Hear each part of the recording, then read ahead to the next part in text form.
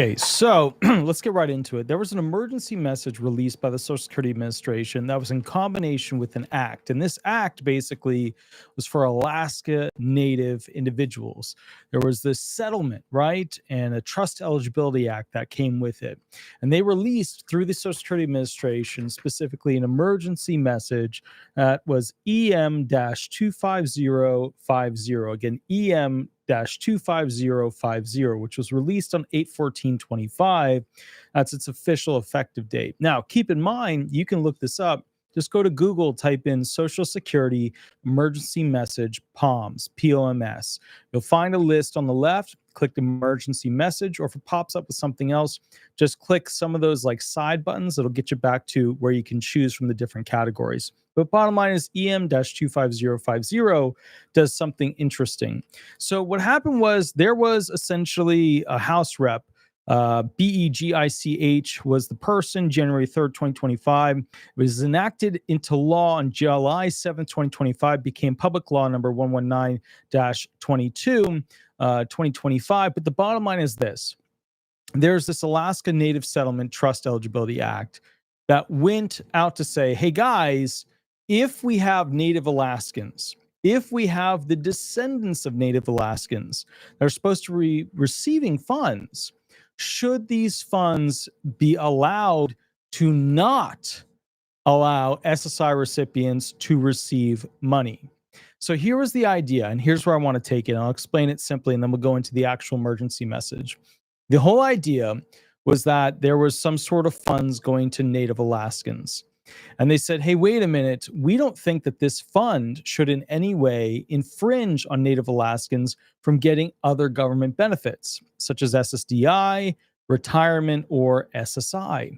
And the whole idea was that they changed the rule to go ahead and say, hey, if you get some of these Alaskan trust funds, then you should not have it count against any of your Title II or Title 16 based benefits. And the idea is that if you receive these benefits, you should be able to stack them, kind of like VA disability benefits and SSDI benefits or retirement benefits, okay?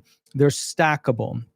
Now, here's the cool part. Let me read this to you real quick. This was the emergency message that the higher-ups at the SSA sent down to all the mid-level and lower-level groups, okay?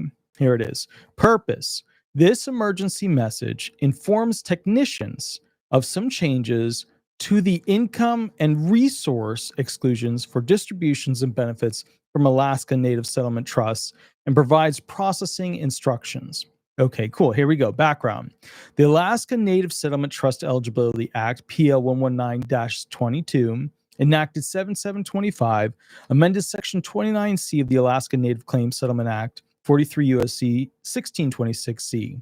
This new law excludes certain payments from a settlement trust to an aged, blind, or disabled Alaskan Native or descendant of an Alaskan Native from being used to determine the individual's eligibility for needs-based federal programs, including SSI, for a 5-year period beginning on the date of enactment, July 7th, 2025, through to July 6, 2030.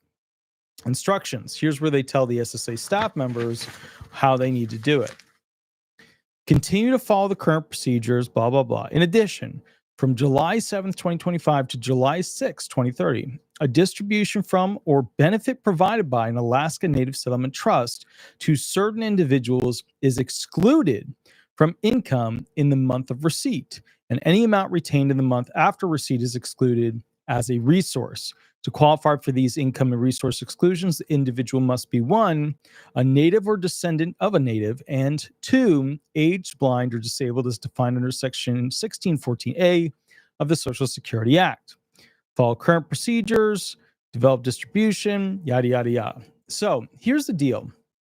What's interesting is they're willing to go ahead and have trust funds for natives of America. Could be Native Americans, could be Native Alaskans, could be Native Hawaiians, could be Native Pacific Islanders, could be any of these.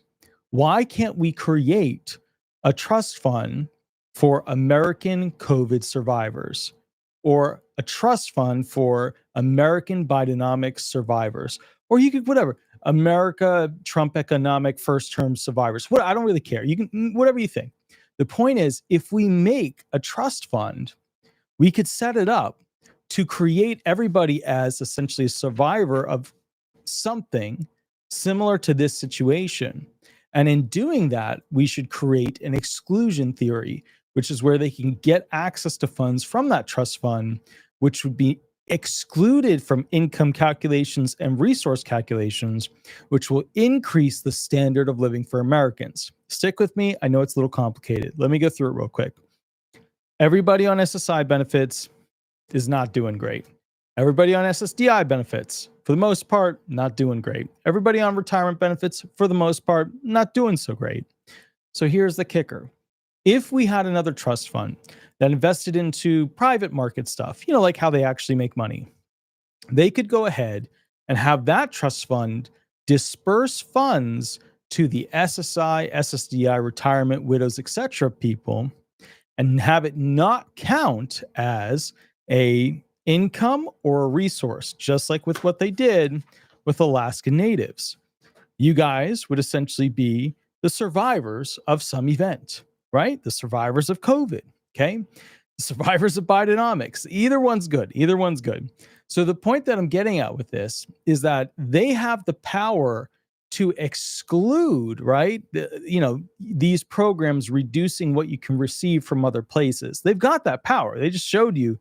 Literally, this emergency message tells the SSA, don't count this other money when considering it against these other benefits. So what you could do is you could create basically a privatized trust fund system that invests into privatized stuff, right? And that privatized trust fund that you created from the US Treasury would go ahead and invest into these companies, those companies, whatever usually makes money, whatever investors usually use. Just call Pelosi, she'll figure it out. And the point is, you then take the income, the extra on top of that, right? Because, obviously it's going to make money if we follow what other people who do this do. And then from there, what will happen is you can go ahead and basically have a situation where you can distribute the money from this new privatized Social Security trust fund to the survivors of some traumatic event, COVID or Bidenomics, whatever. When it does that, you can create a law that basically says, hey, you can't consider this. You can't count this as a resource, and you can't consider this or count this as an income against the Social Security benefits that people are receiving. And when they do that, now this one has I think it was a 5-year limitation. Yeah. So it's 2025 to 2030. I mean, we could do the same thing, but by the time 5 years goes by, people are going to expect, they're going to demand that this continue. So whatever, set it for 5 years, set it for 10 years, they're going to force it to be even more. But the bottom line of what I'm getting at is they have the power to make it into law to exclude, and they clearly did here, exclude basically additional trust fund money coming to you as a form of income or resource. It is a way that we could get both Republicans and Democrats on board. Think about it. Just hang in there with me real quick, okay? What do the Republicans want? They want a more privatized Social Security. So we set up a privatized trust fund that the government can't actually take from. No special interest bonds, BS, none of that crap. It's just only allowed to invest just like Wall Street does, okay? Now, the Democrats want basically Social Security benefits to not be touched, be a success, and get the glory of it, right? Because the Democrats use minorities, women's rights, and basically Social Security to get their votes. Those are like the ways that they do it. So you get Democrats that want the system to work and to get the credit for it. You want Republicans to go ahead and privatize it so that it actually makes money, works like a normal thing, works like a normal trust fund, and then pays out funds so that they don't have to worry about the other trust fund failing. Okay, cool. Now, the middle ground is whatever comes from the private trust fund is not counted as an income or resource to reduce your already current benefits. Now, here is why this is such an interesting idea. Okay, here's why this is such an interesting idea. You first off need to recognize, okay, that you need a class of individuals that have essentially been wronged. Well, we can find that very easily. We can go through what Biden did with the economy. We can go through what it costs for COVID. We can do that stuff. Those are the most recent harms, right? We can then create a special class, right? That is you guys, the recipients of Social Security who can't afford anything anymore. And then we can create a system that pays to you from this new privatized trust fund, and we can label you as essentially victims, and then right away create a bill that would refrain from the Social Security private trust fund from reducing or altering your current benefits. They did it right here. Why can't we do it on a bigger, right? They did it for Native Alaskans. They do it for some Hawaiians. They do it for some other natives, right? Native Pacific Islanders, Native Hawaiians, Native Americans. They do it for these individuals. Why couldn't we do it for everybody? Oh, because those minorities are more important, right, than the majority of people who are on the receiving class. I don't think so. I don't think that's fair, because remember, if you're on Social Security benefits, you're part of a fragile class of individuals. You're a widow, you're a divorced spouse, of somebody who might have passed away, or you're disabled, or you're retired, or you're a disabled child. You're part of a special class of individuals that essentially are a fragile class. And this is a way that we could go ahead and get Republicans to okay a new trust fund and get Democrats on board to allow this money to supplement people as the other trust fund fails. Now, some of you will say, hey, why don't we just fix the other trust fund? Let me explain to you why the other trust fund is never coming back. Okay. You know that they use, the actuaries, accountants at the SSA, 1.9 children per female as the fertility rate. We know that that's not happening. We know it's around 1.6.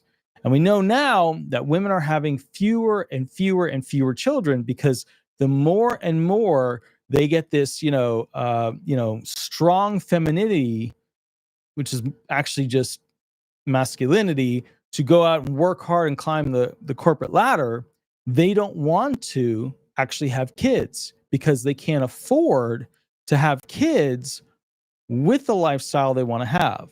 And they can't afford to find a husband who can afford to take care of them.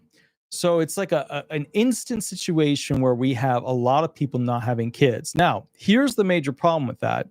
The ones that we need to make the most kids are the middle class. They're the ones who make all of the working soldiers who go out there and work, pay lots of taxes on the income they receive, get screwed over the most, and have to pay for the rich and the poor, right? So the middle class is what Social Security needs to make the most babies. However, in the future, only the wealthy and the poor are going to be able to make and afford babies, because the poor will live on a very small amount, receive welfare, and have kids. And the rich don't care about welfare. They don't care about Social Security. They have kids because they're passing on their empire to the next generation. So realistically, the big problem that we have is that not enough people from the middle class are going to be born in the future to make this whole thing known as Social Security benefits with the current trust fund that we have work. It's not going to survive. There's nothing they can do. Now, you add AI on top of that with robots doing jobs, it's definitely not going to survive. Okay, it's just not. You know what I mean? And I'm going to say something, and some of you are going to be like, well, that's weird. I can't believe that.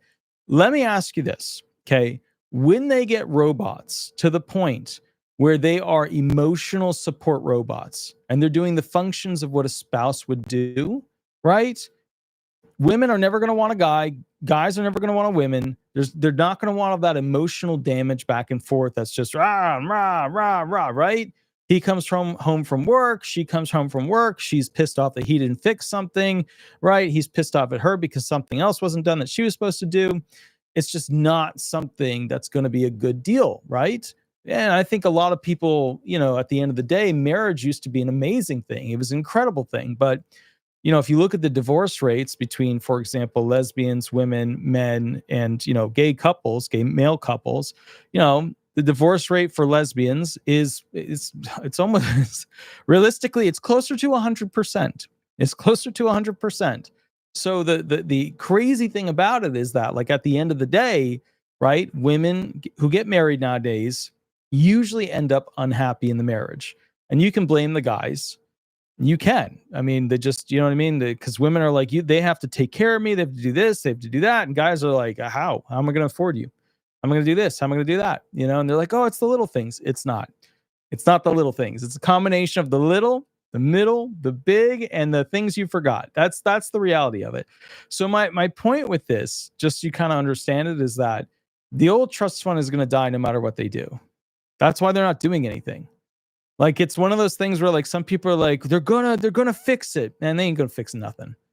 They're not gonna fix it. There's no point to them even trying to fix it. It's that bad. If they had a fix, they would have done it. They would have done it. They knew since the 80s. They knew since the 80s that this was a rotating problem. Actually, they knew since the 70s. They fixed it in the 80s, but they knew it was coming back. They knew it was going to have another problem down the line. They're not fixing it because it's not fixable. So they either create another trust fund that's based on private, investing, and there's some hope, and then we classify you guys as some victim class, some class of fragile individuals, kind of like these Native Americans or Native Alaskans or Native Hawaiians or Native Pacific Islanders. And we go ahead and make it so that extra money you receive, ... doesn't count as income or count as a resource against your benefits. It's not that hard to, you know what I mean? It's not that hard to consider that. I mean, it's a straightforward way to fix the problem. But again, at the end of the day, I'll get a politician that'll reach out to me on this. I'll explain it to them. They'll love it. They'll go talk to their sponsors, and then they'll hate it. You'll see how it happens. You'll see. All right, Attorney Walter Hnot, Disability Resolution PA.